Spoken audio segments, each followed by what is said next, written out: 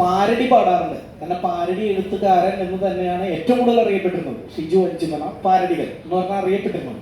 അതിനുശേഷം ഞാൻ നാടൻ പാട്ടുകളിലേക്ക് ഇറങ്ങും. അത്യാവശ്യം 2 സിനിമകൾക്കും വരെ പാട്ട് എഴുതാനുള്ള അവസരം നമുക്ക് കിട്ടി.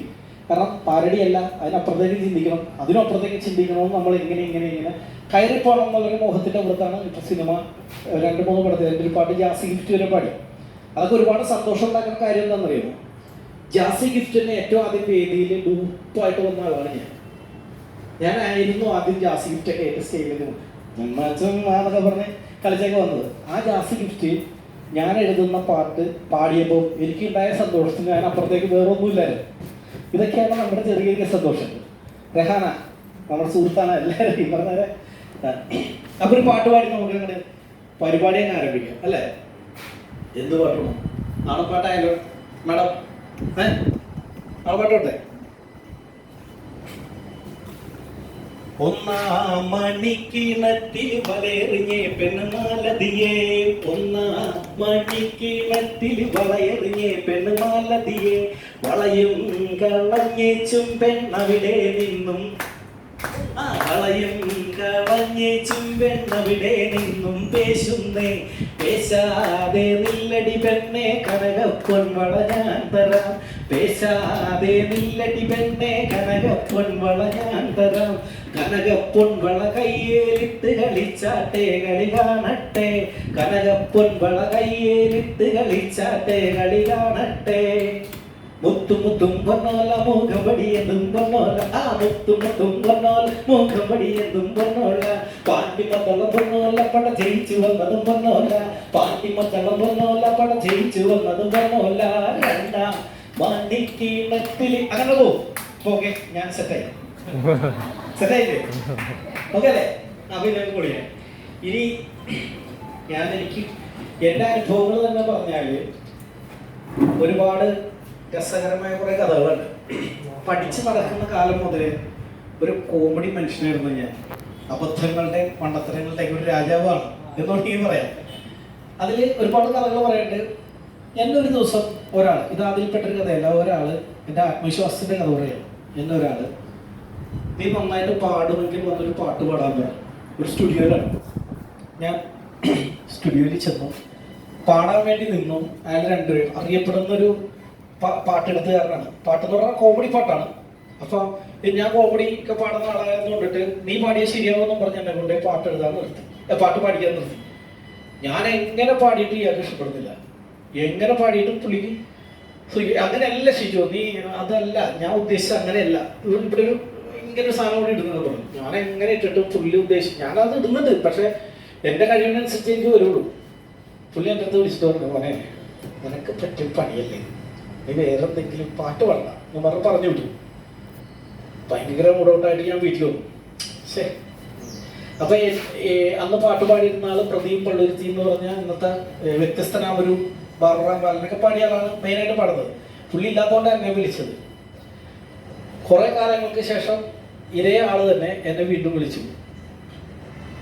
കാരണം അന്ന് പാടിയത് ഞാനാണെന്ന് പുള്ളിക്ക് അറിയില്ലാണ്ടാണ് പുള്ളി എന്നെ വിളിക്കുന്നത്. എടാ എനിക്കൊരു പാട്ട് പാടണം, നീ പാടിയാലേ ശരിയാവുള്ളൂ എന്ന് പറഞ്ഞു. പറയാൻ കാരണം ആ സമയത്ത് ഞാൻ ഇറങ്ങിപ്പോന്നതിന് ശേഷം ഒരു 2 കൊല്ലം ഞാൻ ഫൈറ്റ് ചെയ്തു. എന്ന് വെച്ചാൽ മനസ്സുകൊണ്ട് ഞാൻ തയ്യാറെടുത്തു.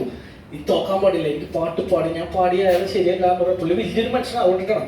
ഞാൻ കുറെ പാടിയ പാട്ടുകളൊക്കെ അത്യാവശ്യം ഹിറ്റാവുകയും വലിയ വർക്കുകളൊക്കെ ഹിറ്റാവുകയും ചെയ്തതിന് ശേഷം പുള്ളി കണ്ടെത്തിയത് പ്രദീപ് പള്ളുരുത്തി എന്ന് പറഞ്ഞ ആളെ കിട്ടിയില്ലെങ്കിൽ പകരം പാടാൻ ഒരാളെ ഉള്ളൂ, ഷിജു അഞ്ചുമന. എന്നിട്ട് എന്നെ വിളിക്കായിരുന്നു ചെയ്തത്.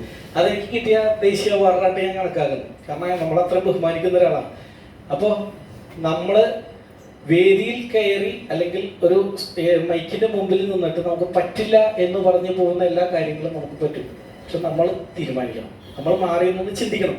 എനിക്ക് എന്തുകൊണ്ട് പറ്റിയില്ല, അങ്ങനെ പറ്റാതിരിക്കാൻ പാടില്ലാത്ത കാര്യങ്ങളാണല്ലോ എന്ന് പറഞ്ഞ് പിന്നെ ഞാൻ അറിയപ്പെട്ടത് പാരഡി പാട്ടുകാരൻ ലെവലിലായിരുന്നു. അങ്ങനെയായിരുന്നു നമ്മൾ പരാജയപ്പെട്ടിടത്തുനിന്ന് നമ്മൾ മുന്നോട്ട് സഞ്ചരിക്കുന്നു.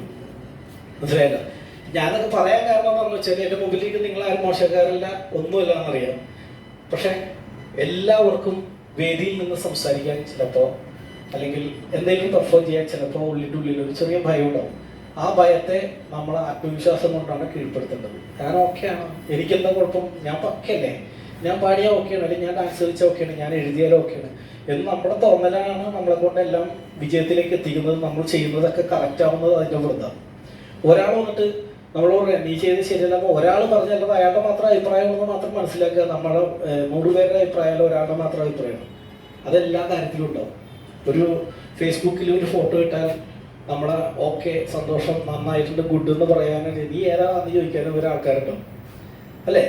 അപ്പോൾ നമ്മളെ ഇഷ്ടപ്പെടാത്ത വെറുതെ നോക്കിയത് മുഖത്തോട്ട് നോക്കിയത് ഇവൻ എന്തെന്ന് രസമില്ലോ എന്ന് പറയാൻ വരെ ആൾക്കാരുള്ള കാലമാണ്. അതങ്ങനെ സംസാരിക്കും, അങ്ങനെ പറയുന്ന ആൾക്കാരുണ്ട്. കലാഭവൻ മണിച്ചേട്ടൻ അതിൻ്റെ ഏറ്റവും വലിയ ഉദാഹരണമാണ്. കലാഭവൻ മണി എന്ന് പറയുന്ന മനുഷ്യൻ, പുള്ളിക്കാരൻ ഒരു സമയത്ത് പോലും ഒരു കാര്യത്തിൽ പോലും പുള്ളി പരാജയപ്പെട്ടിട്ടില്ല. ജീവിതത്തിൽ ഈ അവസാന നിമിഷങ്ങളിൽ മരണത്തിൻ്റെ സമയത്ത് മാത്രമല്ലാതെ പുള്ളി ജനിച്ച കാലം മുതൽ അതുവരെയുള്ള ഒരാളുടെ മുമ്പിൽ തലവലിച്ചു നിന്നിട്ടില്ല. എന്താ കാരണം എന്നറിയാമോ? അപാര ആത്മവിശ്വാസം വരും. ഇങ്ങോട്ട് വന്നാൽ എന്താണെന്ന് ചോദിച്ചിട്ട് കൈയും വീശി കൊണ്ടിരിച്ചില്ല. അത്രയ്ക്ക് പവറുള്ള മനുഷ്യനായിരുന്നു. ആ പവർ ആ പുള്ളിക്കാരനെ ഒരുപാട് പേര് പുള്ളി ആദ്യ കാലഘട്ടത്തിൽ നാടൻ പാട്ട് പാടിയപ്പോൾ കുറെ പേര് പറഞ്ഞു ഇവന് എന്തെന്ന് ഈ പാടുന്നത്, ഇതാണ് ആ പാട്ട് എന്നൊക്കെ ചോദിച്ചാൽ അങ്ങനെ ഒരു വിഭാഗം ഉണ്ടാവുമല്ലോ. ക്ലാസിക്കലിനെ മാത്രം ഇഷ്ടപ്പെടുന്ന കുറെ പേർക്ക് ചിലപ്പോൾ നാടൻ പാട്ട് ഇഷ്ടമാവില്ലായിരിക്കും. പക്ഷെ മണിച്ചേട്ടൻ പാടി പാടി പാടി പാടി എല്ലാവരെയും തോൽപ്പിച്ച് മണിച്ചേട്ടൻ്റെ പാട്ടുകളാണ് ഇല്ലാതെ അത് കേൾക്കാതെ ഉറങ്ങാൻ പറ്റില്ലെന്ന്, ഒരു ദിവസത്തിൽ പാടാൻ പറ്റില്ലെന്നോ, ഒരു വേദി മനുഷ്യരുടെ പാട്ടില്ലാതെ ഒരു ഉത്സവം അവസാനിപ്പിക്കാൻ പറ്റില്ല എന്നും, ഒരു വേദിയിൽ മനുഷ്യരുടെ പാട്ട് പാടാതെയോ മനുഷ്യരെ കുറിച്ച് പറയാതെ ഒരു വേദി അവസാനിപ്പിക്കാൻ പറ്റില്ല എന്നും പറഞ്ഞു പോയൊരു മനുഷ്യനാണ് കലാഭവൻ മണിച്ചേട്ടൻ. അതും അദ്ദേഹത്തിൻ്റെ ഏറ്റവും വലിയ ശക്തി ആത്മവിശ്വാസം തന്നെയായിരുന്നു. ആ ഒരു ആത്മവിശ്വാസം ഉണ്ടെങ്കിൽ നമുക്ക് എല്ലാവർക്കും ഇതുപോലെ തന്നെ ഒരുപാട് ഒരുപാട് ഒരുപാട് മുന്നോട്ട് പോകാം. എഴുതുന്ന ആളുണ്ടാവും, പക്ഷെ നമ്മൾ എഴുതിയിട്ട് ഒരു പുസ്തകം അച്ചടിച്ച് ഇറങ്ങി കഴിഞ്ഞിട്ട് നമ്മളത് ഇവിടം വരെ എത്തി, എത്ര പേര് കേട്ടു, എത്ര പേര് വായിച്ചു, എത്ര പേര് അതിനെക്കുറിച്ച് അറിഞ്ഞു, ഇത് പോരല്ലോ എനിക്ക് ഇനി കയറണം എന്നറിയണമെന്നുണ്ടെങ്കിൽ നമ്മളതിനെ മനസ്സുകൊണ്ടാണ് നമ്മൾ മുന്നേറണം. നമ്മുടെ സ്വന്തം മനസ്സിൽ പോരാ നമ്മളെല്ലാം ചെയ്ത് കഴിഞ്ഞിട്ട് ഞാൻ ഓക്കെ എന്ന് എവിടെ പൂർണ്ണമാകുന്നോ അവിടെ നമ്മൾ നിന്ന് പോകും. അതുപോലെ ഒന്നും കൂടി വേണം, ഇനി എഴുതണം, ഫൈറ്റ് ചെയ്യണം എന്നൊക്കെ പറഞ്ഞ് നമ്മൾ കയറുമ്പോഴാണ് ഈ സാധനം ഓക്കെ ആവുന്നത്. അപ്പോൾ എനിക്കങ്ങനെ ഇപ്പോൾ മാഷെന്നെ വിളിച്ചപ്പോൾ എന്താണ് ഇവിടെ ഞാൻ സംസാരിക്കേണ്ടതെന്ന് ഞാൻ കൃത്യമായിട്ട് അങ്ങനെ കാര്യമായിട്ട് ചോദിച്ചില്ല. എന്താ കാരണം എന്ന് വെച്ചാൽ അങ്ങനെ ചോദിച്ച് ഞാൻ അവിടെ ബ്ലോക്കായി പോയി, ഒന്നും സംസാരിക്കാൻ പറ്റില്ല. ഞാൻ ഏതൊക്കെ വഴിയാണ് സംസാരിച്ച് പോകുന്നതെന്ന് പോലും എനിക്കറിയില്ല. എനിക്കിവിടെ നിൽക്കുമ്പോൾ എൻ്റെ വായിൽ വരുന്ന കാര്യങ്ങളൊക്കെ ഞാൻ അങ്ങനെ തുറന്ന് പറയുകയാണ്. അത് ചിലപ്പോൾ നിങ്ങൾക്ക് ഇഷ്ടപ്പെടാവുന്നുണ്ടാവും, ഇഷ്ടപ്പെടാത്ത മാക്സിമം ഇഷ്ടപ്പെടുത്താൻ വേണ്ടിയാണ് ഞാൻ ശ്രമിച്ചുകൊണ്ടിരിക്കുന്നത്. അതുകൊണ്ടാണ് ഇടക്കിടക്കൊക്കെ നമുക്കൊരു പാട്ടൊക്കെ പാടിയാലോ എന്നൊക്കെ ചോദിക്കുന്നത്. ഒരു പാരഡി പാടിയാലോ, രസമിക്കോ? ആണോ ടീച്ചറല്ലേ?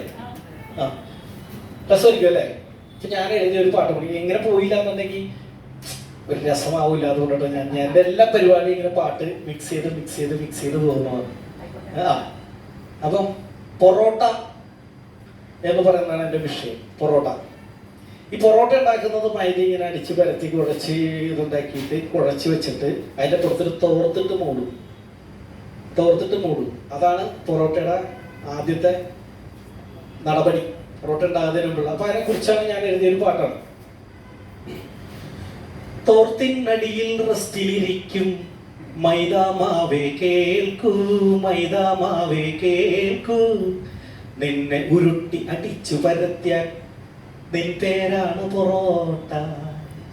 തോർത്തിനടിയിൽ റെസ്റ്റിലിരിക്കും മൈദാമാവേ കേൾക്കൂ, നിന്നെ ഉരുട്ടി അടിച്ചു പരത്തിയാൽ നിൻ പേരാണ് പൊറോട്ട. നിന്നുടെ കോംബോ ബീഫാണെന്ന് ലോകം മുഴുവൻ പാട്ട്, നിന്നെ വിഴുങ്ങാൻ കൊതിയും മൂത്ത് മലയാളികളോ നിൽപ്പു, നിന്നെ തിന്നാൻ പുറകോട്ടല്ല പൊറോട്ടെ ഞങ്ങളുടെ നാട്. തോർത്തിനടിയിൽ റെസ്റ്റിലിരിക്കും മൈദാമാവേ കേൾക്കൂ, നിന്നെ ഉരുട്ടി അടിച്ചു പരത്തിയാൽ നിൻ പേരാണ് പൊറോട്ട. എല്ലാം ഓർമ്മയുണ്ടോ? തോർത്തിനടിയിൽ റെസ്റ്റിലിരിക്കും മൈദാമാവേ കേൾക്കൂ, ഓക്കെ, അത്ര മതി. ഇനി ഞാൻ എഴുതുന്ന വിഷയങ്ങൾക്ക് ഈ സാമൂഹ്യ